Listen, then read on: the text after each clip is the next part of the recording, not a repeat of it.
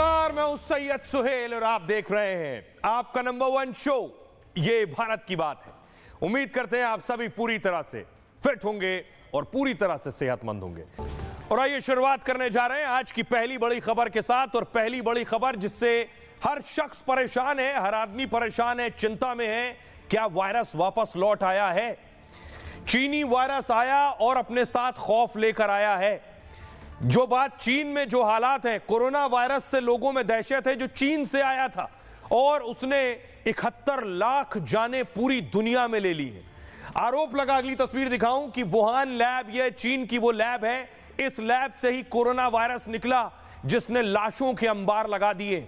एक नया वायरस आ गया, उस नए वायरस ने चीनी अस्पतालों में ढेर लगा दिए। तस्वीरें मैं आपको दिखा रहा हूं चीन के अस्पतालों की। चीन से तस्वीरें डराने वाली आ रही। ये वायरस भारत में भी दस्तक दे चुका है। इस वायरस के मामले हिंदुस्तान में भी आ गए। 6 मामले भारत में दर्ज किए गए हैं। तेजी से पिछले 8 से 10 घंटों में 6 मामले भारत में सामने आए। तस्वीरें आपको मैं चीनी अस्पतालों की दिखा रहा हूं। बिस्तर फुल है, मरीजों की कतार लगी है। ये चीनी अस्पताल की तस्वीरें डराने वाली हैं। चीन के जो हालात हैं वो डराने वाले हैं क्योंकि चीन हमेशा सच को छिपाता रहा है, वायरस के बारे में जानकारी देने से बचता रहा है। और खासतौर पे चीन में भी बच्चे इस वायरस का शिकार बन रहे हैं। ये वायरस, जो नया वायरस है, ये बच्चों पर ज्यादा हमलावर है, बच्चों पर ज्यादा अटैक कर रहा है और बच्चों को ज्यादा संक्रमित कर रहा है। इसलिए चीन में सबसे ज्यादा इस नए वायरस के मरीज अगर कोई है तो वो बच्चे हैं। लेकिन ये जो वायरस है, ये वायरस सिर्फ चीन में नहीं, ये वायरस हिंदुस्तान आ चुका है। हिंदुस्तान के 4 राज्यों में 6 मामले सामने आए हैं। हिंदुस्तान में भी बच्चे संक्रमित हुए हैं। 2 साल उससे छोटे के कई छोटे बच्चों के मामले सामने आए हैं। अगली तस्वीर देखिए, कर्नाटक में बाकायदा स्वास्थ्य मंत्रालय ने बड़ी बैठक ली है। खुद स्वास्थ्य मंत्री जेपी नड्डा आज सामने आए और उन्होंने प्रेस कॉन्फ्रेंस की है। क्या कुछ कहा जेपी नड्डा ने? क्या यह वायरस कोरोना जैसा जानलेवा है? क्या इस वायरस से डरने की जरूरत है? क्या इस वायरस के सामने कोरोना वैक्सीन काम करेगी या नहीं? इन सारे सवालों का जवाब मैं दूंगा। पहले रिपोर्ट देखिए।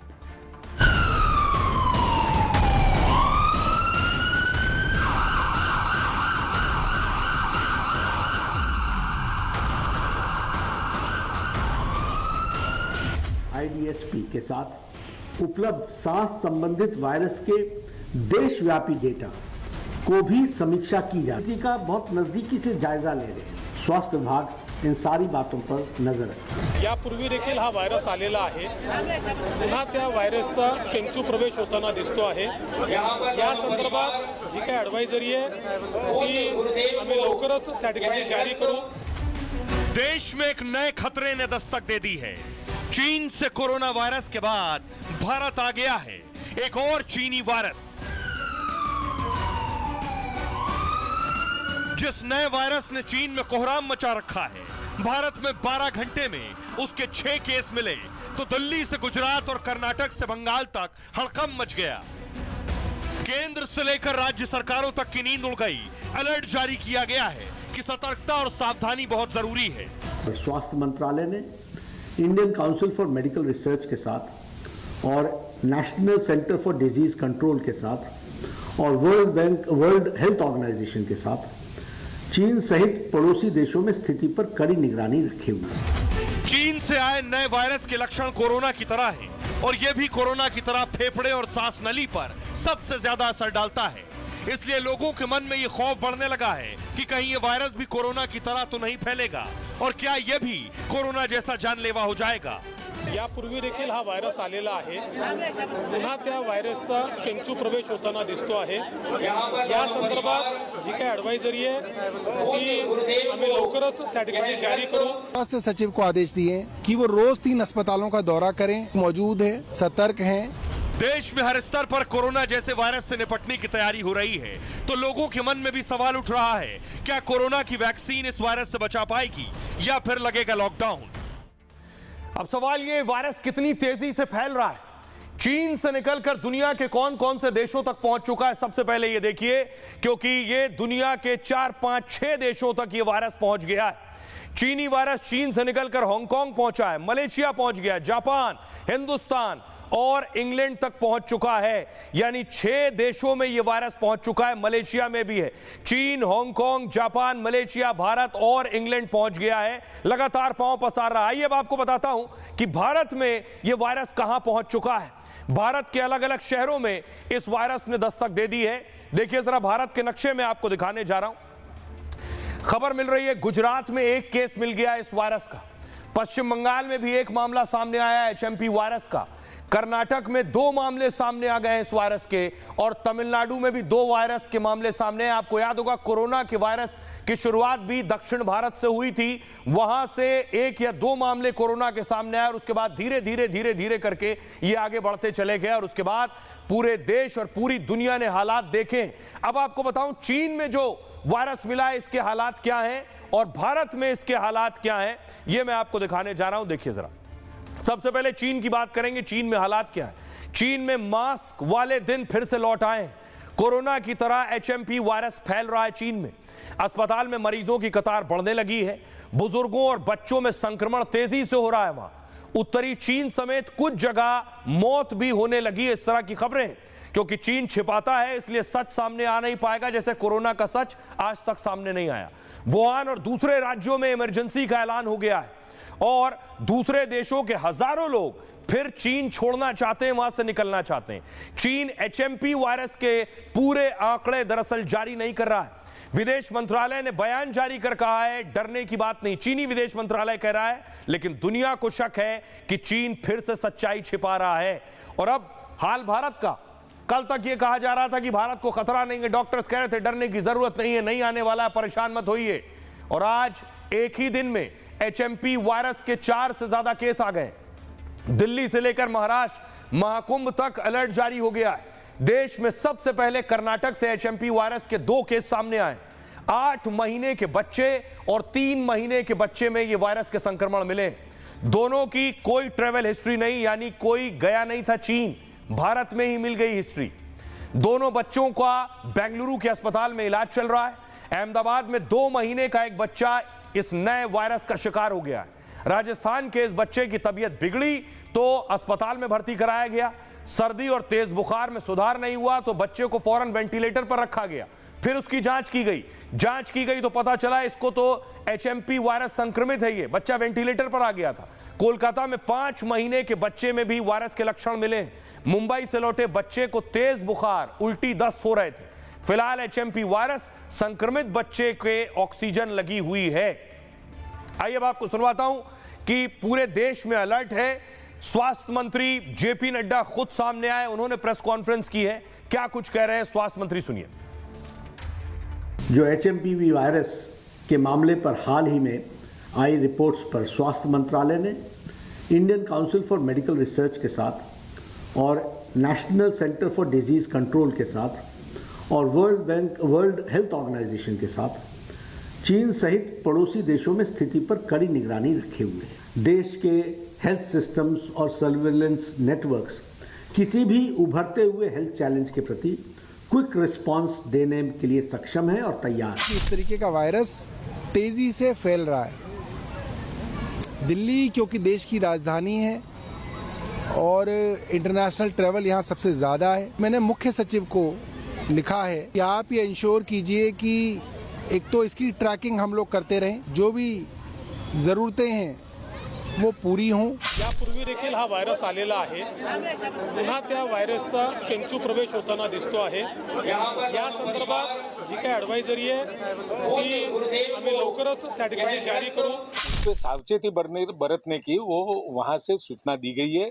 इस हिसाब से राज्य सरकार भी सभी तरह की सावधानियां बरत रही है और अपने गुजरात में तो जितने अवेलेबल बेड है वो भी मोर देन इनफ है।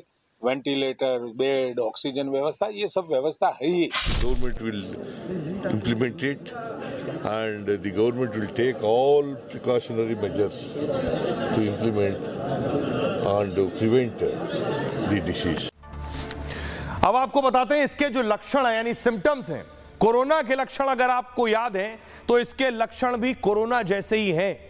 जैसे देखिए कोरोना और इस HMP वायरस के लक्षण कैसे हैं।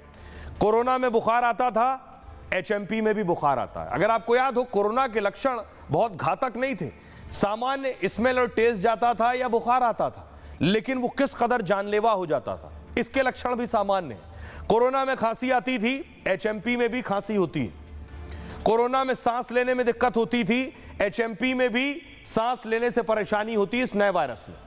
कोरोना में गले में खराश होती थी, इस नए वायरस में भी गला खराब होता है। कोरोना में श्वास और गंध का पता नहीं चलता था जब माइल्ड सिम्टम्स हो, इसमें सर्दी और नाक बहना इसके लक्षण हैं। कोरोना में सिर दर्द और सुस्ती होती थी, इसमें शरीर में चकत्ते पड़ जाते हैं। कोरोना वायरस सांस से भी फैलता था, यह भी हवा से फैलता है उसी तरह से। कोरोना में फेफड़े पर ज्यादा असर, सबसे ज्यादा असर फेफड़ों पर होता था, यह भी फेफड़ों को प्रभावित करता है। सांस के जो मरीज हैं उनके लिए और तकलीफ है। चीन से इसकी शुरुआत हुई, चीन ने कभी माना नहीं, यह भी चीन से ही फैल रहा है, चीन मानने को तैयार नहीं। पहले खतरनाक वायरस नहीं लगा जब चीन से इसकी शुरुआत हुई, चीन मान नहीं रहा था, दुनिया को लग रहा था सामान्य सर्दी खांसी जुकाम है, लेकिन 71 लाख जानें चली गई। और इस वायरस के लिए कहा जा रहा है ये ज्यादा खतरनाक नहीं है। दुनिया में 71 लाख मौत कोरोना से हुई है, इसकी अब तक कोई वैक्सीन नहीं बनी है। कोरोना की वैक्सीन आ चुकी है, इस एचएमपी वायरस की कोई वैक्सीन नहीं है। आइए आपके लिए हमारे साथ जुड़ रही है खास मेहमान डॉक्टर स्वाति महेश्वरी, उनसे जवाब लेते हैं। स्वाति जी, बहुत बहुत स्वागत है आपका। मेरा सवाल ये, लोगों में डर और दहशत भी है, हम इसके लक्षण बता रहे हैं, सर्दी जुकाम बुखार, सर्दी का मौसम चल रहा है और सर्दी के मौसम में हर दूसरे आदमी को, तीसरे आदमी को सर्दी जुकाम बुखार है, इसके लक्षण भी वैसे ही हैं। तो कैसे पहचाने जिसे खांसी सर्दी जुकाम है, ये सामान्य खांसी सर्दी जुकाम है या एचएमपी के सिम्टम्स हैं? लोगों में डर इसी बात को लेकर। कि शुरुआत के दिनों में ये पहचानना बहुत मुश्किल है कि ये एचएमपी वायरस के द्वारा संक्रमित व्यक्ति है या कोई साधारण फ्लू या कोल्ड कफ इस व्यक्ति को हुआ है, क्योंकि शुरुआत के दिनों में अगर हम देखें तो सर दर्द होना, खांसी होना, गले में खराश होना, नाक बंद होना या नाक बहना, हल्का बुखार होना, इस तरह के लक्षण ही सामने आते हैं, जैसे कि आमूमन तौर पर किसी सर्दी खांसी जुकाम के व्यक्ति को होते हैं। साथ ही जो लोग ट्रैवल करके आए हैं उनको भी एहतियात के तौर पर अगर शुरुआती लक्षण इस तरह के दिखाई देते हैं तो एचएमपी की टेस्टिंग करानी चाहिए। वायरस की जांच का तरीका भी बहुत आसान है, जिस तरह से कोरोना की टेस्टिंग की जाती थी बिल्कुल वही तरीका है। इसमें भी RT-PCR का टेस्ट होता है, जिसके लिए नेजल स्वैब या मुंह से स्वैब लिया जाता है, जिससे कि टेस्टिंग की जाती है। वही खून से या हमारे थूक से भी इसमें वायरल कल्चर किया जा सकता है। तो इसका जांच पहले भी भारत में होती रही है, इसके टेस्ट अब उपलब्ध हैं। जी जी जी, स्वाति जी का शुक्रिया। अभी आपको बताता हूं, बड़ी बात यह है कि नई एडवाइजरी जो जारी की गई है, खासतौर पर भारत में जब इसके मामले सामने आ रहे हैं, तो देखिए कि चाहे वो रेलवे हो या फिर फ्लाइट्स हो, एयरपोर्ट्स हो या बाजार हो, इनको लेकर एडवाइजरी जारी की। अगली तस्वीर में भी दिखाऊं, दिशा निर्देश जारी किए गए हैं सरकार की तरफ से। कैसे बचना है आपको, खुद को कैसे बचाना है, क्योंकि सावधानी सबसे बड़ा बचाव है। मैं आपको बताऊं इससे कैसे बचना है आपको। कोरोना जैसे वायरस को लेकर देश में खौफ है, स्वास्थ्य मंत्रालय लगातार इस पर बैठक कर रहा है, सभी राज्य इस वायरस को लेकर अलर्ट हो गए। केंद्र सरकार ने एचएमपी पर गाइडलाइन जारी की है, लोगों को चिंता ना करने और सतर्क रहने को कहा गया है। सर्दी बुखार 5 दिन में अगर ठीक नहीं हो रहा है तो डॉक्टर को दिखाइए। बुखार या तेज सर्दी जुकाम में आराम की सलाह दे रहे हैं डॉक्टर्स। भीड़ भाड़ वाली जगहों से परहेज करने को कहा है। खांसते या छींकते समय मुंह नाक को रुमाल से ढकें। अपने हाथों को लगातार साबुन से साफ करते रहें। बिना हाथ धोए चेहरे या मुंह नाक पर हाथ ना लगाएं। संक्रमण कम करने के लिए घर में सही वेंटिलेशन हो, खूब पानी पिएं और पौष्टिक भोजन करें।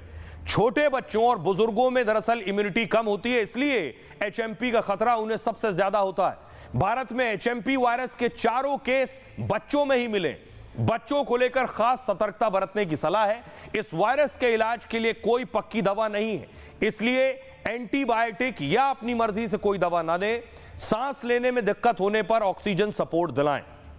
अब एक सवाल हमारे जहन में यह है, स्वाति महेश्वरी लगातार हमारे साथ बनी हुई है, उनसे सवाल ये है। स्वाति जी, मेरा सवाल ये है, हम दर्शकों को बता रहे हैं कि क्या ये कोरोना जैसा वायरस है। सवाल ये है, सबने वैक्सीन ली है, लोगों ने वैक्सीन ली है, क्या ये वायरस हमें वैक्सीन से, कोरोना वाली वैक्सीन से बचा लेगा क्या ये वायरस कोरोना जितना खतरनाक है, या जब कोरोना आया तो उतना खतरनाक नहीं था, ये वायरस भी म्यूटेट होकर उतना ही खतरनाक हो सकता है? वैक्सीन की अगर हम बात करें तो ये एक ऐसी वैक्सीन थी जो कि कोरोना यानी कि जो हमारा SARS-CoV-2 वायरस था उसके प्रति जो है हमें इम्यूनिटी देती थी, उससे हमारी रक्षा करती थी। लेकिन HMP वायरस एक दूसरा वायरस है, जबकि दोनों रेस्पिरेटरी वायरस हैं लेकिन दोनों का ग्रुप अलग अलग है। ऐसी स्थिति में कोरोना की वैक्सीन जो है वो HMP पर काम करेगी ऐसा कहना बहुत मुश्किल है। और इससे जानते हैं कि जो RNA वायरस होते हैं उनमें म्यूटेशन की काफी शक्ति होती है, उनमें काफी म्यूटेशंस देखे जाते हैं। कोरोना के भी हमने देखे थे कि कई सारे म्यूटेशंस हुए और कई सारे फॉर्म सामने आए। ऐसी स्थिति में HMP वायरस के साथ भी ये संभावनाएं है कि इसमें म्यूटेशन हो जाए या ये ज्यादा घातक बन जाए, ज्यादा इन्फेक्शियस हो जाए, तो ये संभावनाएं इस वायरस के साथ भी रहेंगी। और इसीलिए चीन में किस तरह का वायरस है, क्या वो म्यूटेटेड है या नहीं, ये जानना बहुत ज्यादा जरूरी है।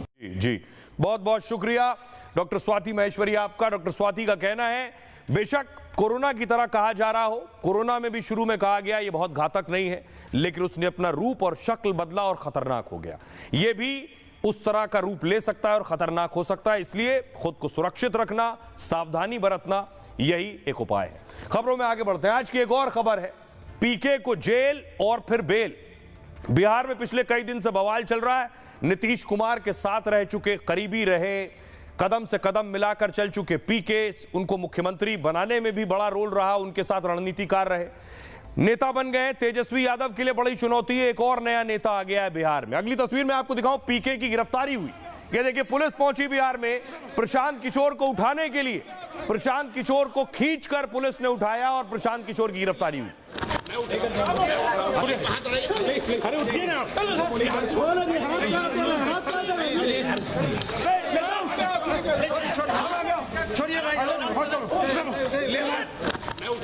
ये आप देख रहे हैं प्रशांत किशोर दरअसल बीपीएससी छात्रों के साथ प्रदर्शन कर रहे थे। उस दौरान गांधी मैदान पुलिस पहुंच गई। बिहार पुलिस ने पीके को उठाया, कंधे से हाथ लगाकर पीके को खींचा और उसके बाद पुलिस उठाकर पीके को ले गई। लेकिन जिस वक्त पीके को ले जा रही थी उस वक्त देखिए एक पुलिस वाले ने थप्पड़ लगाया। ये आप देख रहे हैं, पीके को जब उठाया जा रहा था तो कुछ लोग कोशिश कर रहे थे पीके को ना उठा पाए, तब पुलिस ने एक थप्पड़ लगाया।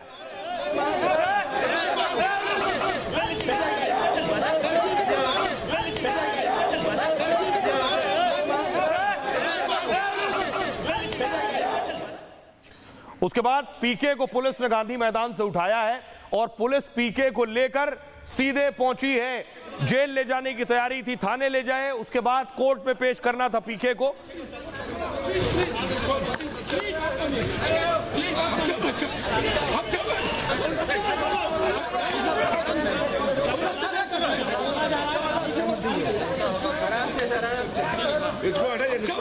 जब पीके को ले जा रहे थे तो देखिए छात्रों ने गाड़ी रोक ली। छात्र आगे आकर खड़े हो गए, छात्रों ने गाड़ी रोक ली कि पीके को नहीं ले जाने देंगे। और यहाँ पे जन सुराज के लोग पूरा एकदम जाम करके रखा हुआ है। देखिए कैसे हाथ हटाया जा रहा है।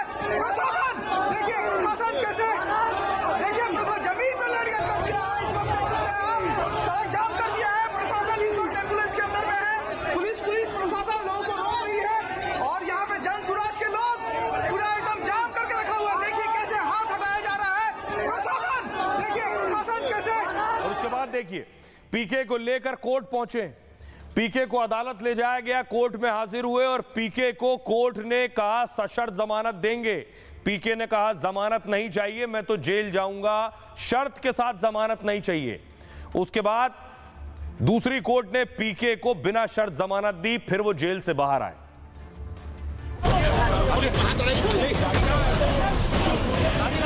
अरे हम लोग जब प्रशांत जी स्टूडेंट के लिए खड़े तो हम लोग नहीं खड़े होंगे उनके लिए हम लोग खड़े यहाँ पे आए उनके लिए। प्रशांत किशोर पर प्रशासन के द्वारा हाथ चलाना बिल्कुल निंदनीय है। ठीक है, इन्होंने किसी तरह गैर कानूनी काम नहीं किया।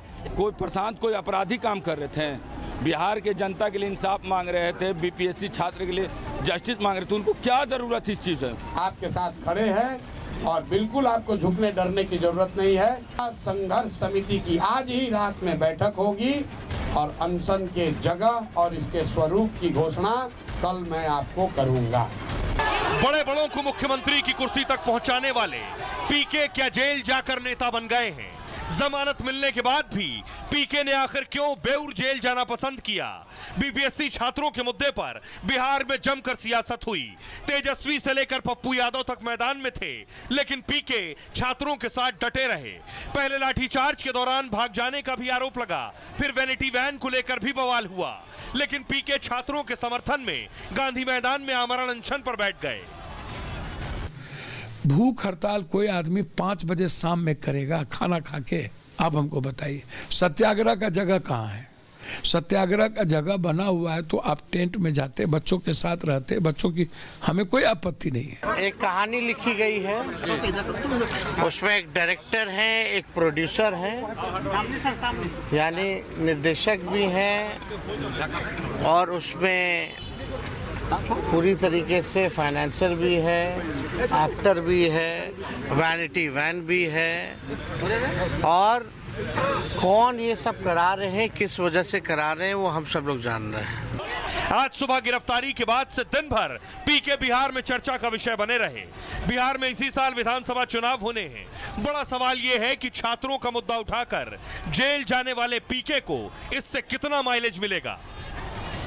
अनकंडीशनल बेल दिया है, पुलिस पर टिप्पणी करी है, और एक तरीके से हम लोगों की उस बात को वैलिडेट किया है कि गांधी मैदान में बैठकर शांतिपूर्ण सत्याग्रह किसी कानून का उल्लंघन नहीं है। तो पीके नेता बन गए जेल जाने से, लेकिन पीके जेल जाने का जो किस्सा है वो जेल से निकलने से ज्यादा दिलचस्प है। पीके जेल गए कैसे? प्रशांत किशोर गांधी मैदान पर आमरण अनशन पर बैठे थे। आज सुबह पटना पुलिस ने पीके को उठा लिया। इसके बाद पुलिस ने पीके को गिरफ्तार किया। पटना पुलिस जिला प्रशासन ने उनके धरने का विरोध किया और धरना स्थल से उन्हें उठाया। प्रशासन ने उनसे कहा दूसरी जगह धरना कीजिए और नोटिस दिया। गैर कानूनी ढंग से धरने को लेकर एफआईआर भी दर्ज कराई गई उनके खिलाफ। सुबह उन्हें कुछ समर्थकों के साथ पुलिस ने गिरफ्तार किया। गिरफ्तारी के दौरान समर्थकों और पुलिस में झड़प भी हुई। पटना सिविल कोर्ट में पुलिस ने उन्हें उसके बाद पेश किया। एसडीजेएम आरती उपाध्याय की कोर्ट ने पीके को कहा हम आपको सशर्त जमानत देते हैं, यानी शर्तों के साथ छोड़ते हैं। 25,000 के निजी मुचलके पर बेल मिल गई। पेशी के दौरान प्रशांत किशोर ने खुद बहस भी की। पीके ने जज को पुलिसिया बर्बरता की जानकारी दी। सशर्त जमानत मिलने पर भी प्रशांत किशोर ने कहा जमानत नहीं लेंगे। पीके सशर्त जमानत लेने को तैयार नहीं हुए। अदालत ने जमानत देते हुए शर्त रखी थी कि भविष्य में इस तरह के विरोध प्रदर्शन में दोबारा आप शामिल नहीं हो सकते, जिसमें कानून व्यवस्था भंग हो, प्रदर्शन नहीं कर सकते। बाद में 14 दिनों की न्यायिक हिरासत में पीके को जेल भेज दिया गया। प्रशांत किशोर को उसके बाद पटना के बेउर जेल भेजा गया। पीके ने कहा जेल से आमरण अनशन मेरा जारी रहेगा। कुछ घंटे बाद सिविल कोर्ट से पीके को जमानत मिली। प्रशांत किशोर को बिना शर्त जमानत मिली है। इसके बाद पीके बेउर जेल से बाहर आ गए हैं। 2 जनवरी की शाम 5 बजे से वो आमरण अनशन पर थे। बीपीएससी छात्रों के समर्थन पर पीके अनशन कर रहे थे। अब पीके जेल से बाहर आ चुके हैं और देश की सियासत ऐसी है, नेता भी वही बनता है जो जेल जाता है। अब पीके भी जेल जा चुके हैं। सुनिए जरा क्या कह रहे हैं। सीडीजीएम उन्होंने मुझे बेल दी है, लेकिन उस बेल में एक बात लिखी हुई है कि आप फिर से ऐसा कोई गलत काम नहीं करेंगे। शब्द मेरे दूसरे हैं, लेकिन उसका मोटिव यही है। इसलिए मैंने उस बेल को रिजेक्ट कर दिया है। मैंने जेल जाना स्वीकार किया है। इसलिए स्वीकार किया है कि फंडामेंटल जो लड़ाई है कि अगर बिहार में युवाओं को, महिलाओं पर लाठी चलाना जायज़ है और उसके खिलाफ आवाज़ उठाना क्राइम है, तो हम उस जुर्म को स्वीकार करते हैं और जेल जाने के लिए तैयार हैं। अब देखिए जरा, पीके को जब जेल लेकर जाया गया उससे पहले उन्हें कोर्ट में पेश किया गया। कोर्ट में जब उनकी पेशी हुई तो बाहर छात्र उनके साथ खड़े थे। पीके के पास एक बड़ा जनसमर्थन हो गया। वो छात्र जो प्रदर्शन कर रहे थे कि परीक्षा रद्द हो, वो सब पीके के लिए नारे लगा रहे थे।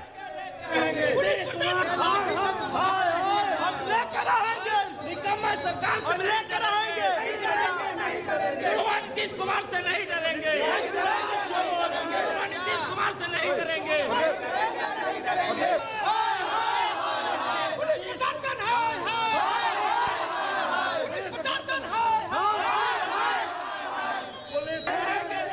तो रणनीतिकार से नेता बन गए पीके। एक आंदोलन की जरूरत थी और छात्रों का आंदोलन उनका सहारा बना। पीके को इस जेल में रखा गया था, आदर्श केंद्रीय कारागार बेउर पटना, लेकिन इस जेल से पीके बाहर आ चुके हैं। अब देखिए इस पर सियासत हो रही है। पीके के बारे में आपको बताऊं, पीके है कौन। 2025 विधानसभा चुनाव में पीके चुनाव लड़ने की तैयारी में है। उनकी पार्टी जन स्वराज बिहार की सभी सीटों पर चुनाव लड़ेगी। 40 सीटों पर महिला उम्मीदवार उतारने की तैयारी है। बीपीएससी छात्रों के प्रदर्शन में शामिल होकर सुर्खियों में आए। गिरफ्तारी के बाद पीके के समर्थन की उम्मीद है और 2014 में बीजेपी की जीत के बाद पीके लाइमलाइट में आए थे। इस चुनाव में उन्होंने बीजेपी की चुनावी रणनीति तैयार की, प्रधानमंत्री मोदी के चुनावी कैंपेन को डिजाइन किया था। इसके बाद कई राज्यों में अलग अलग पार्टियों के साथ पीके ने काम किया है। 2015 में नीतीश कुमार के रणनीतिकार रहे। 2016 में कांग्रेस ने पंजाब चुनाव के लिए पीके को नियुक्त किया। 2017 में यूपी चुनाव में कांग्रेस की रणनीति बनाई। 20 में किशोर आप के लिए रणनीतिकार रहे और 2021 में ममता के चुनावी हैट्रिक की रणनीति भी पीके ने बनाई थी। तमिलनाडु में स्टालिन के भी स्ट्रैटेजिस्ट रहे। अब बिहार चुनाव से पहले अपनी पार्टी बना चुके हैं। तो एक स्ट्रैटेजिस्ट रणनीतिकार जिसने लोगों को पीएम की कुर्सी और सीएम की कुर्सी तक पहुंचाया, वो खुद अब सीएम की कुर्सी पर बैठना चाहता है और अब वो तेजस्वी और नीतीश को चुनौती दे रहा है। सुनिए सियासतदानों। एक कहानी लिखी गई है, उसमें एक डायरेक्टर है, एक प्रोड्यूसर है, यानी निर्देशक भी हैं और उसमें पूरी तरीके से फाइनेंसर भी है, एक्टर भी है, वैनिटी वैन भी है और कौन ये सब करा रहे हैं, किस वजह से करा रहे हैं, वो हम सब लोग जान रहे हैं। कल तो प्रशांत किशोर भी ये बोलते हुए पाया गया कि बीपीएससी से मेरी लड़ाई नहीं है, तो फिर विषय किस बात का है? जब मुद्दे ही खत्म हो गए तो राजनीति क्या चिपे कीजिएगा। आपका मुद्दा चुनाव में मैदान में आना है तो आइए भाई सीधे, लेकिन आपको मुद्दे नहीं मिल रहे हैं। अब इसके लिए मुद्दे हम खोज के आपको तो देंगे नहीं। और प्रशांत किशोर जी बहुत बड़ी बड़ी बातें करते थे कि मैं ये वो मॉडल करूँगा, मैं कानून को ये से रखता हूँ। तो आज जो कानून के द्वारा बनाए गए जो स्थल है वहाँ पे आप आंदोलन करते, कहाँ कोई दिक्कत है? ये VIP अनशन खा पी करके किया गया अनशन, ये छात्रों के आंदोलन की आड़ में अपनी सियासत चमकाने का जो प्रयास कर रहे थे। अब तो गंभीर सवाल है, अब तो पूरी तरह से सरकार और ये दोनों एक्सपोज हो गए। आइए बिहार से आपको लिए चलता हूं। एक और बड़ी खबर है, दिल्ली की मुख्यमंत्री आज रो पड़ी। केजरीवाल के शीश महल की नई तस्वीरें आई। शीश महल पर कैग की रिपोर्ट आ गई है।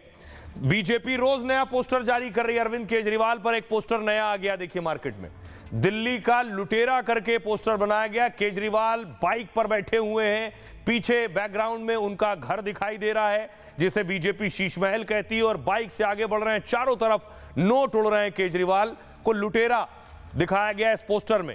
केजरीवाल और उनकी पार्टी इसके जवाब में बीजेपी के खिलाफ पोस्टर बना रही है। देखिए ये आम आदमी पार्टी का पोस्टर है जिसमें भाजपा में आपदा, केजरीवाल वर्सेस हु, यानी केजरीवाल के सामने बीजेपी को कोई और नेता मिल नहीं रहा है, इसलिए बीजेपी में आपदा है, बीजेपी परेशान है। एक और पोस्टर बीजेपी ने केजरीवाल के लिए जारी किया है। जब कोरोना में तड़प रहे थे दिल्ली वाले, तब शीश महल बनाने में व्यस्त थे आपदा वाले।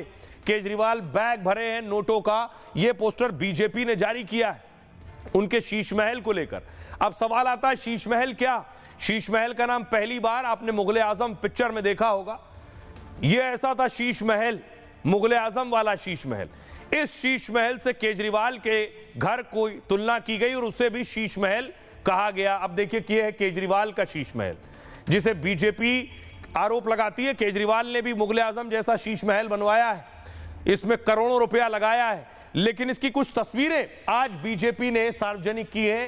तस्वीरें, मुख्यमंत्री ने जिम बना रखा था। मुख्यमंत्री का जिम हो सकता है, इसमें कोई बुराई नहीं, लेकिन यह जो जिम था लाखों रुपए लगाकर केजरीवाल ने जिम बनाया था। देख रहे हैं जिम के अंदर क्रॉस ट्रेनर भी लगा हुआ है, ट्रेडमिल भी लगा है, मशीनें भी लगी हुई अत्याधुनिक। काफी पैसा लगाया है इस जिम में अरविंद केजरीवाल ने। लेकिन अरविंद केजरीवाल जब बहुत महंगा जिम बना रहे हैं, और सिर्फ जिम नहीं, अगली तस्वीर देखिए जरा, उसके अलावा उनके घर के अंदर की वॉशरूम और स्टीम बाथ और स्पा जहां होगा, वो सारी तस्वीरें बीजेपी ने जारी की हैं। ये सारी तस्वीरें केजरीवाल के घर के अंदर की हैं, जकूजी से लेकर और सारी अत्याधुनिक चीजें जो कम से कम एक आम आदमी खुद को कहने वाले सीएम के घर में होना कल्पना से परे है। इसलिए उन पर सवाल उठ रहे हैं, क्योंकि यही अरविंद केजरीवाल जो शीला दीक्षित के एयर कंडीशन गिनते थे कि उन्होंने कितने एसी घर में लगाए हुए हैं, ये बताते थे, उनके घर में इतना पैसा लगा और ऐसी तस्वीरें, इसलिए केजरीवाल सवालों के घेरे में है। अगली तस्वीर दिखाऊं, बीजेपी ने बाकायदा उनके घर का एक मॉडल बना दिया है। ये देखिए, वो मॉडल भी बीजेपी ने जारी किया है। ये केजरीवाल के घर का मॉडल किस तरह का दिखता है। घर, स्विमिंग पूल भी है, घर देख रहे हैं, और बीजेपी का दावा है इसमें थोड़ा बहुत पैसा नहीं, 30 करोड़ नहीं, 70 से 80 करोड़ रुपए केजरीवाल ने लगाए। दिल्ली का चुनाव इस शीश महल पर ही लड़ने की तैयारी है। आम आदमी का सीएम कहने वाले केजरीवाल शीश महल बनवाकर खास बन चुके हैं और केजरीवाल को शीश महल पर जवाब देते नहीं बन रहा।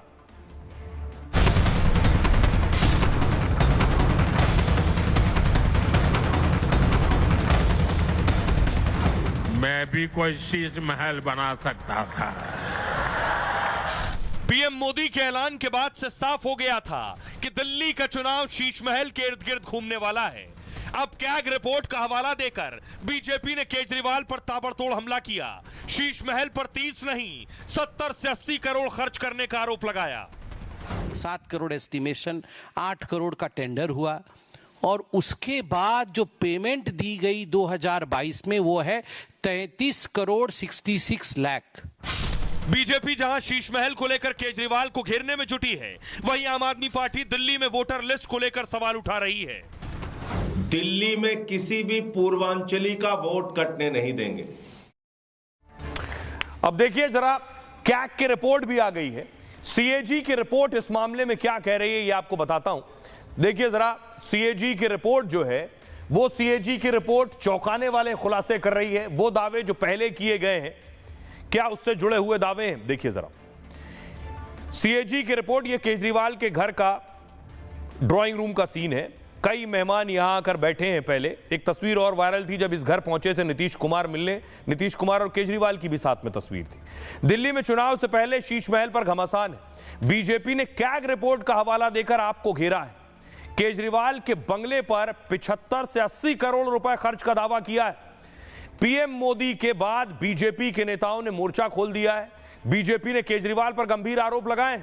2020 में जब दिल्ली की जनता अपने लोगों को खो रही थी, तब अरविंद केजरीवाल शीश महल बनवा रहे थे। किसी भी सरकारी विभाग से कोई अनुमति नहीं ली गई। वीरेंद्र सचदेवा ने कहा अभी पूरी रिपोर्ट नहीं आई है। केजरीवाल ने शीश महल पर 30 नहीं 70 से 80 करोड़ रुपए खर्च किए। बीजेपी के मुताबिक कैग ने शीश महल पर 139 सवाल उठाए। शुरुआत में 7 करोड़ खर्च का अनुमान था, लेकिन टेंडर 8 करोड़ का दिया गया। इसके बाद 33 करोड़ 66 लाख का भुगतान किया गया। 1905 स्क्वायर फिट एरिया में रहेंगे केजरीवाल, ये खुद उन्होंने तय किया है। रिपोर्ट में पर्दे से लेकर जिम, मार्बल के जिक्र का दावा है। आप खुद सोचिए, जब घर बनवाया जाता है, घर में क्या लगना है, ये किससे पूछा जाता है? घर के मालिक से। तो संभव है किचन कैसा होगा, जिम कैसा होगा, जकूजी कैसा होगा, बाथरूम वॉशरूम कैसा होगा, ये मालिक नहीं बताया होगा। 96 लाख के पर्दे, 39 लाख रुपए का किचन का सामान, 20 लाख का टीवी कंसोल, 18 लाख का ट्रेडमिल और जिम का सामान, 16 लाख रुपए के सिल्क के कारपेट, 66 लाख रुपए का मार्बल स्टोन, मिनी बार पर 4,80,000 का खर्च हुआ। और कैग यानी सीएजी गिरीश चंद्र मुर्मू ने इस रिपोर्ट पर हस्ताक्षर किए। 20 नवंबर 2024 को मुर्मू ने अपना पद छोड़ दिया था। इससे एक हफ्ते पहले इस रिपोर्ट पर दस्तखत किया था। आइए अब इस पर सियासी घमासान है। एक तरफ बीजेपी रोज शीश महल से जुड़ा एक खुलासा कर रही है, केजरीवाल पर बम फोड़ रही है, उनसे सवाल कर रही है, लेकिन आम आदमी पार्टी शीश महल को लेकर पीछे की कुर्सी पर है, उनको जवाब देते नहीं बन रहा है। सुनिए। एक बड़े अखबार ने सीएजी रिपोर्ट के आधार पर शीश महल पर हुए खर्च का खुलासा किया है। जब दिल्ली के लोग कोरोना से जूझ रहे थे, जब दिल्ली के लोग ऑक्सीजन और दवाओं के लिए भटक रहे थे, तब इन लोगों का पूरा फोकस अपना शीश महल बनवाने में था। और जब टेंडर निकला तो वो 8 करोड़ 62 लाख का निकाला गया, उसी में ही पहले में ही घोटाला हो गया। उससे 342.31% अधिक पेमेंट किया गया और जो टेंडर्ड अमाउंट था 8 करोड़ का, उससे 290.49% का ऊपर पेमेंट किया गया। आप सोचिए, इतना घोटाला तो हमने कहीं नहीं सुना होगा, वो भी एक हवेली के पीछे। कुंभ के मेले में भ्रष्टाचार की सीएजी रिपोर्ट है। मध्य प्रदेश जाओ, वहां की सीएजी रिपोर्ट पढ़ो, आप गुजरात की सीएजी रिपोर्ट पढ़ो, केंद्र सरकार की सीएजी रिपोर्ट पढ़िए। लाखों करोड़ रुपए के घोटाले और भ्रष्टाचार निकल के सामने आए हैं। भाजपाई, मैं तो बार बार कहता हूं भाजपाइयों के बारे में, भाजपा जब भ्रष्टाचार के खिलाफ बोलती है तो लगता है ओसामा बिन लादेन अहिंसा पे उपदेश दे रहा है। इस पूरे खेल में एक बात तो स्पष्ट हो गई, जो सीएजी रिपोर्ट में भी है, कि पीडब्ल्यूडी विभाग पूरी तरह से अपने आप को अरविंद केजरीवाल के चरणों में सरेंडर किया हुआ था और जिस तरह से पीडब्ल्यूडी के अधिकारियों ने हर फाइल पे हस्ताक्षर किए हैं, ये सीधा सीधा गिव एंड टेक का मामला है। अब आप देख रहे हैं दिल्ली की जंग कितनी दिलचस्प हो गई है। दिल्ली सभी को जीतना है। केजरीवाल अभी इसकी कुर्सी पर है। बीजेपी चाह रही केजरीवाल को कैसे हटाएं और कांग्रेस चाह रही है कि कैसे वो आए। केजरीवाल महिलाओं को 2100 रुपए देने का वादा कर गए। कांग्रेस पार्टी ने आज एक गारंटी जारी की है, कह रहे 2500 रुपए हम देंगे, यानी 400 बढ़ाकर देने को तैयार है। यानी वोटर के लिए बोली लगने की स्थिति है। कोई 2100 दे रहा है, कोई 2500, कोई 500 और बढ़ाकर शायद 3000 कर दे। अब देखिए जरा, फ्री का जो खेला चल रहा है, कौन कितना फ्री दे सकता है, अब इसकी लड़ाई हो रही है और इसी के नाम पर चुनाव हो रहे हैं और चुनाव जीते भी जा रहे हैं। सबसे पहले देखिए कांग्रेस की गारंटी क्या कहती है। चुनाव से पहले दिल्ली में कांग्रेस का बड़ा ऐलान है। आम आदमी पार्टी की तर्ज पर यह ले आए हैं प्यारी दीदी योजना। महिलाओं को हर महीने 2500 रुपए देने का ऐलान है। कांग्रेस भी, केजरीवाल 200 यूनिट देते हैं, खबर यह है कि कांग्रेस 400 यूनिट बिजली फ्री कर सकती है। 200 और बढ़ा के लीजिए। कर्नाटक के deputy CM D K Shivakumar ने इसकी घोषणा की। कर्नाटक मॉडल की तरह इसकी घोषणा करने आया हूं, कहा उन्होंने। यह भी कहा कि मध्य प्रदेश, हरियाणा, महाराष्ट्र में बीजेपी ने हमारी योजना कॉपी कर ली। दिल्ली में आम आदमी पार्टी की फ्री बिजली फ्री योजना जारी है। दिल्ली का बताऊं आपको, केजरीवाल की योजना, हर महीने 200 यूनिट तक बिजली फ्री है। हर परिवार को 20,000 लीटर पानी फ्री है। महिलाओं को 2100 रुपए देने का ऐलान ये कर चुके हैं, 2500 ये दे रहे हैं। मुख्यमंत्री महिला सम्मान योजना के तहत ये राशि मिलेगी। 60 साल से ऊपर के बुजुर्ग का मुफ्त इलाज। दिल्ली में महिलाओं को बस सेवा भी फ्री। और बीजेपी अब क्या करे, मुश्किल यह है, कोई 2100 दे रहा है, कोई 2500 दे रहा है, तो बीजेपी कैसे जीतेगी चुनाव। बीजेपी ने जल कल्याणकारी योजना जारी रखने का भरोसा दिया है, यानी केजरीवाल की सरकार में जो योजना चल रही है वो बंद नहीं करेंगे, वो जारी रहेगी। पीएम मोदी ने कहा सरकार बनेगी तो जनहित की योजनाएं जारी रहेंगी। दिल्ली में कोई योजना बदली नहीं जाएगी और इस योजना में मौजूद भ्रष्टाचार को रोकेंगे। उन्होंने कहा आपदा के ठेकेदारों को बाहर निकाला जाएगा। केजरीवाल ने दावा किया था कि बीजेपी इन योजनाओं को बंद कर देगी जो हम चला रहे हैं। अब बीजेपी ने साफ किया कि ये सारी योजनाएं जारी रहेंगी। झुग्गीवासियों पर बीजेपी का बड़ा दांव है। 1645 लोगों को फ्लैट की चाबी प्रधानमंत्री ने सौंपी है। वो सभी लोग जो झुग्गियों में रहते थे उन्हें फ्लैट का वादा किया है। साथ ही साथ दिल्ली में झुग्गीवासियों को एक बड़ा वोट बैंक भी उनका है। इस वोट बैंक को लेकर आम आदमी पार्टी और बीजेपी में भिड़ंत भी है। तो देखिए अब ये कहां जाकर रुकेगा फ्री वाली लॉलीपॉप। सुनिए जरा सियासतदानों को। प्यारी दीदी होगी योजना, this is we are going to give, I am confident. पुजारी ग्रंथी सम्मान योजना, पुजारियों को और गुरुद्वारे में ग्रंथियों को हर महीने सम्मान राशि देने का प्रावधान है। लगभग 18,000 रुपये महीना इनको सम्मान राशि दी जाएगी। ये दिल्ली वालों को डरा रहे हैं कि बीजेपी आएगी तो ये बंद हो जाएगा, वो बंद हो जाएगा। लेकिन मैं दिल्ली वालों को विश्वास दिलाने आया हूं भाजपा सरकार में दिल्ली में जनहित की कोई योजना बंद तो नहीं होगी, लेकिन उसमें जो बेईमानों का ठेका है ना, उनको बाहर निकाला जाएगा। अब आइए, इसमें इतना ही नहीं, आज मुख्यमंत्री आतिशी रो पड़ी कैमरे के सामने। दरअसल हुआ क्या, मैं आपको बताऊं। बीजेपी के आत्मघाती रमेश बिधूड़ी कल प्रियंका के गालों पर लेकर इन्होंने बयान दिया, घिर गए, माफी मांगी। अब आतिशी के पिता को लेकर इन्होंने बयान दिया। इसके बाद केजरीवाल ने ट्वीट किया। केजरीवाल ने लिखा, दिल्ली की सभी महिलाओं के लिए प्रेरणा है आतिशी, आपको गाली देकर बीजेपी ने न सिर्फ आपका बल्कि दिल्ली की हर महिला का अपमान किया है। उसके बाद आतिशी सामने आई। अगली तस्वीर में आपको दिखाऊं। आतिशी रो पड़ी, भावुक हो गई। जो कुछ बीजेपी के नेता रमेश बिधूड़ी ने कहा।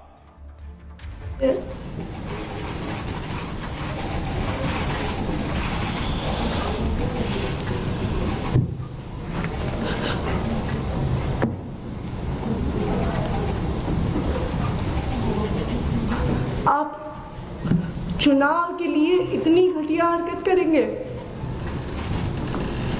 कैसे बुजुर्ग व्यक्ति को गालियां देने पे उतर आएंगे? उसके बाद अरविंद केजरीवाल ने एक और ट्वीट किया, जिसमें उन्होंने लिखा कि दिल्ली की मुख्यमंत्री की गिरफ्तारी हो सकती है, उन्हें गिरफ्तार किया जा सकता है एजेंसियों के जरिए। अब आपको बताऊं, बीजेपी नेता रमेश बिधूड़ी ने क्या कहा। रमेश बिधूड़ी ने आतिशी को लेकर विवादित बयान दिया। बिधूड़ी ने कहा, आतिशी ने अपना बाप बदल लिया है, वो मारलेना से सिंह बन गई हैं। बिधूड़ी कालकाजी सीट से बीजेपी के उम्मीदवार हैं। इस सीट से आतिशी भी चुनाव मैदान में है। रमेश बिधूड़ी के बयान पर मुख्यमंत्री आतिशी भावुक हो गई। आतिशी ने कहा कि उनके पिता बीमार रहते हैं, चल नहीं पाते हैं, वो वोट के लिए उनके पिता को गालियां दे रहे हैं। उनके पिता एक शिक्षक हैं, हजारों बच्चों को पढ़ाया है। आज वो 80 साल के हो गए हैं, बिना सहारे के चल नहीं पाते हैं। रमेश बिधूड़ी जी खुद दक्षिण दिल्ली से सांसद रहे, वो बताएं कालका जी के लिए उन्होंने क्या किया। आतिशी ने अगर एक सड़क बनवाई तो मैंने 10 सड़कें बनवाई। आतिशी ने अगर 100 सीसीटीवी लगवाए, मैंने 1000 सीसीटीवी लगवाए। आतिशी ने अगर 1000 लाइट लगवाई तो मैंने 5000 लाइट लगवाई। रमेश बिधूड़ी इस तरह प्रचार कर अपने लिए वोट मांग सकते थे, लेकिन वो मेरे बुजुर्ग पिताजी को गालियां देकर वोट मांग रहे हैं। सुनिए जरा क्या कुछ कह रही हैं आतिशी। अरे ये मारलीना, ये तो सिंह बन गई भैया, चेहरा ही नाम बदल दिया। केजरीवाल ने बच्चों की कसम खाई थी, भ्रष्टाचारी कांग्रेस के साथ नहीं जाऊंगा। मारलीना ने बाप बदल दिया, पहले मारलीना थी, अब सिंह हो गई। ये इनका चरित्र है। मैं रमेश बिधूड़ी जी को कहना चाहूंगी, मेरे पिताजी जिंदगी भर शिक्षक रहे।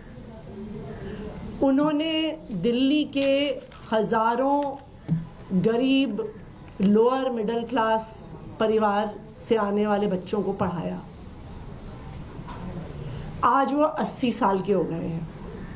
वो इतने बीमार रहते हैं कि बिना सहारे के चल नहीं पाते हैं। आप चुनाव के लिए इतनी घटिया हरकत करेंगे?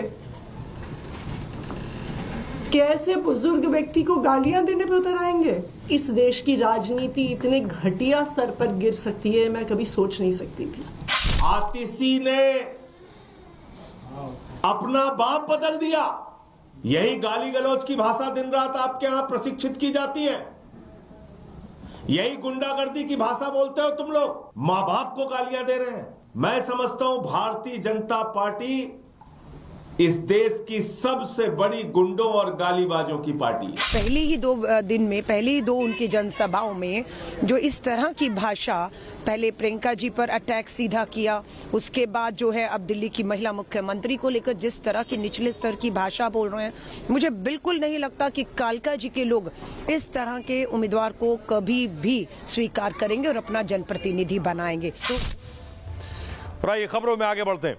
आज की एक और बड़ी खबर है, लगातार बांग्लादेशी घुसपैठियों को वापस बांग्लादेश भेजा जा रहा है।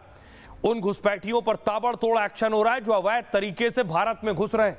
यह तस्वीर मैं आपको दिखा रहा हूं। 9 बांग्लादेशी पकड़े गए और उसके बाद उन्हें डिपोर्ट किया गया है। ये अवैध तरीके से घुस आए थे। दिल्ली में एक्शन हुआ इन लोगों पर और उसके बाद इन्हें वापस बांग्लादेश भेजा गया है। न सिर्फ दिल्ली में, अगली तस्वीर देखिए जरा, मुंबई में भी 13 अवैध बांग्लादेशी गिरफ्तार किए गए हैं। बहुत से इसमें वो भी बताए जाते हैं जिनका, कई लोग ऐसे हैं जिनका वीजा की अवधि खत्म हो गई और उसके बाद फर्जी दस्तावेज बनाकर भारत में रुक गए। ये मुंबई की तस्वीर देख रहे हैं। अगली तस्वीर देखिए जरा, तमिलनाडु में 6 अवैध बांग्लादेशी अरेस्ट किए गए। यानी देश के अलग अलग राज्यों में बांग्लादेशियों पर एक्शन हो रहा है जो घुसपैठ करके भारत में घुसे हैं।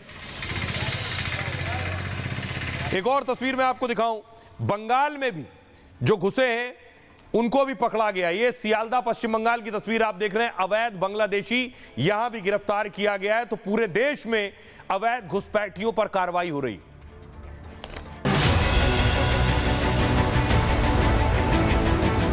दिल्ली के साथ ही अब पूरे देश में अवैध घुसपैठियों पर एक्शन तेज हो गया है।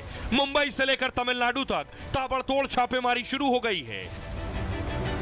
तो वहीं दिल्ली से अब बैग पैक कराकर घुसपैठिए वापस बांग्लादेश भेजे जा रहे हैं। कुछ दिन पहले ही बांग्लादेशी घुसपैठियों की वापसी के बाद अब 9 बांग्लादेशियों के और डिपोर्ट की तैयारी चल रही है। अब देखिए जरा, सबसे पहले आपको बताऊं, सिर्फ बांग्लादेश से भारत में घुसपैठ नहीं होती है। भारत के आस पड़ोस जो मुल्क हैं उनकी हालत बहुत अच्छी नहीं है।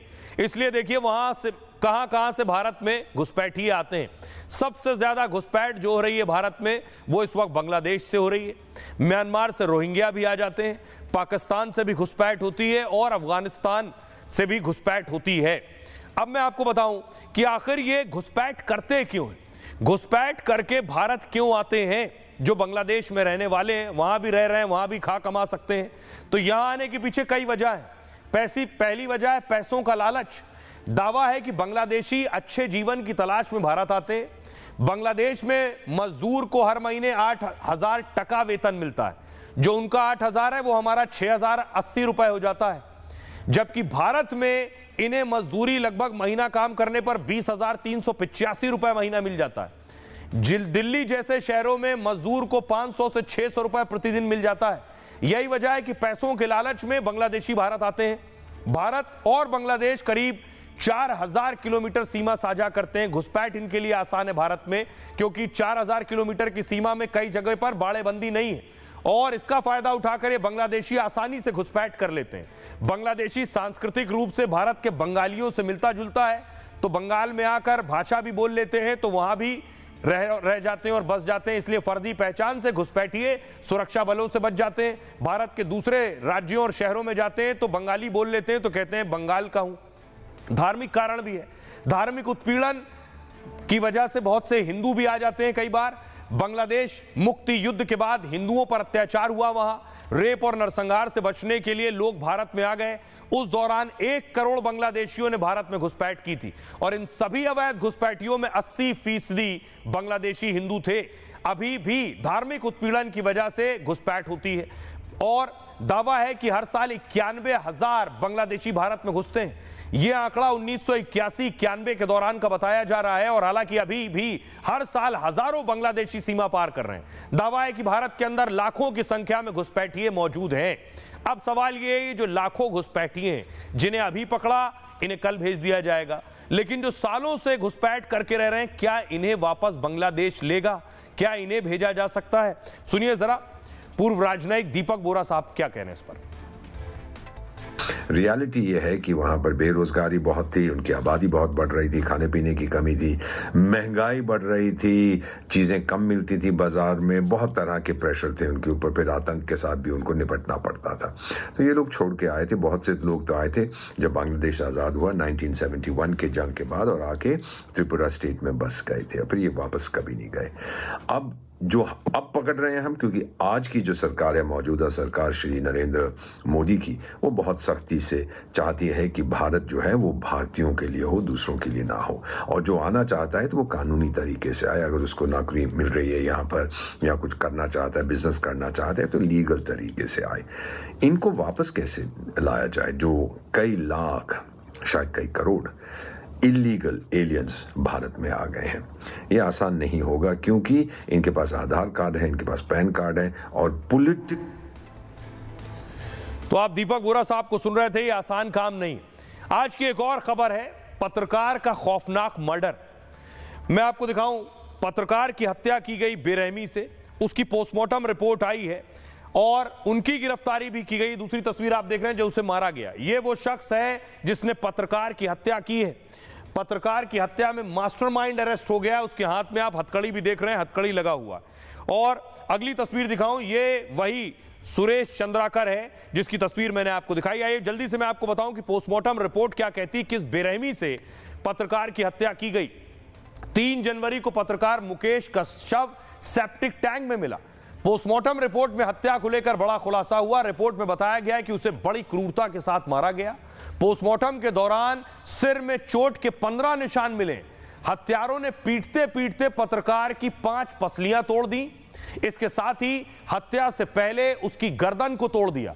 पोस्टमार्टम के दौरान शरीर में लीवर 4 टुकड़ों में मिला है, जबकि शरीर के अंदर हार्ट फटी हुई मिली, यानी दिल फट गया था। डॉक्टर्स के मुताबिक 2 या 2 से अधिक लोगों ने हत्या की है। उन्होंने यहां तक कहा कि 12 साल में ऐसी क्रूरता नहीं देखी है।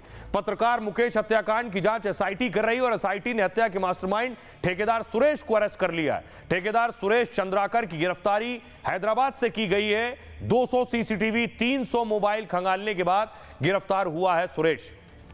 आइए अब आपको दिखाता हूं कि कैसे नक्सलियों ने एक हमला किया है बीजापुर में। तस्वीरें मैं आपको दिखाऊंगा। नक्सलियों ने अटैक किया है आईडी ब्लास्ट में 10 फीट गहरा गड्ढा हो गया है, देख रहे हैं आप। और इसमें हमारे जवानों की शहादत हुई है, 8 जवान शहीद हो गए। अगली तस्वीर में आपको दिखाऊं कि जो वाहन था वो बहुत दूर जाकर गिरा है। 8 जवान इसमें शहीद हुए हैं। बताया जा रहा है जो सेना का वाहन था वो 40 मीटर दूर जाकर उसके हिस्से गिरे। और आइए अब आखिर में आपको दिखाते हैं, मिलवाते हैं बॉलर बिटिया से। तस्वीर देखिए जरा। बॉलर बिटिया, दरअसल आप देख रहे हैं एक बच्ची बॉलिंग कर रही है और राज्यवर्धन राठौर बैटिंग कर रहे हैं और राज्यवर्धन राठौर क्लीन बोल्ड हो गए। सुशीला मीणा बॉलिंग कर रही हैं और उनकी गेंद पर राज्यवर्धन राठौर क्लीन बोल्ड हो गए।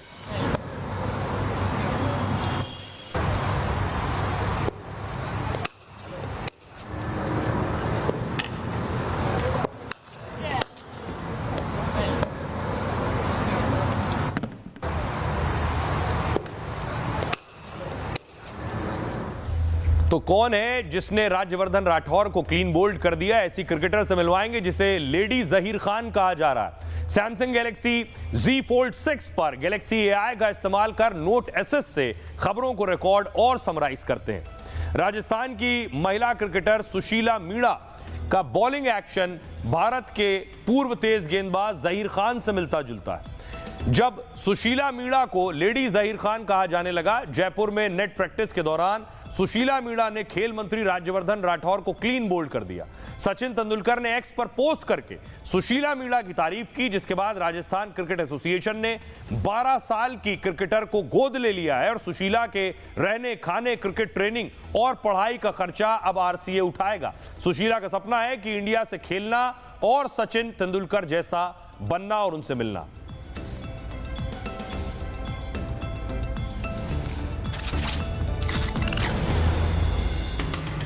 तो ये था आपके लिए सरल अंदाज में खबरों की सटीक पेशकश गैलेक्सी AI की मदद से सैमसंग गैलेक्सी Z Fold 6 पर।